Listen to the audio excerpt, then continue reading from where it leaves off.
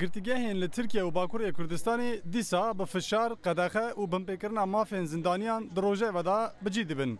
Li gorî zanyariyên saziyên mafparêz, bi ragihandina rewşa awarter re her cûr re mafên yasayî têne astênkirin û li hin girtîgehan jî daneyên îşkenceyê hene. Temmuz 2015 Bi pazdeh tîrmehê re binpêkirinên mafan zêde bûn. Bi taybetî girtîgehên li Herêma Marmarayê dibin cihê ihlalên ciddî. Wezaretê fermaneke devkî hemû hevdîtin û ragihandin qedexe kir. Him astengiyên fîlî hene û him jiyên yasayî. Bi sedan girtî hatine sürgûnkirin. İşkenceyê ciddî hatin kirin. Tecrid bi rêve dişe.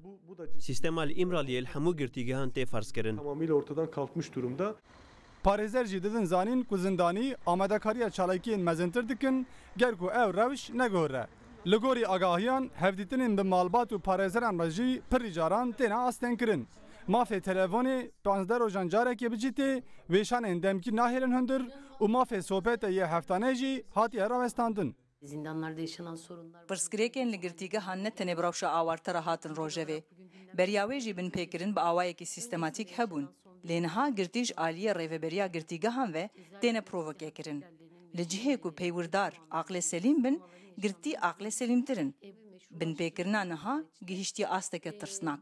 Tundutû jî tê meşrû kirin. Tirsa me ew e ku li hemberî vê encamên giran rû bidin. Yaşanacağı korkusunu taşıyor. Problemeke din jî tijebûna girtîgehan e.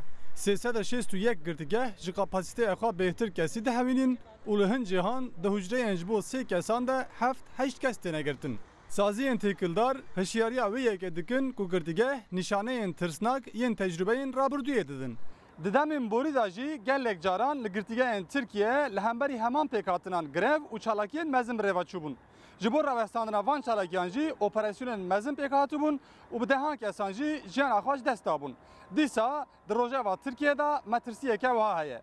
Rawîn Stêrk, Rûdaw, Stenbol.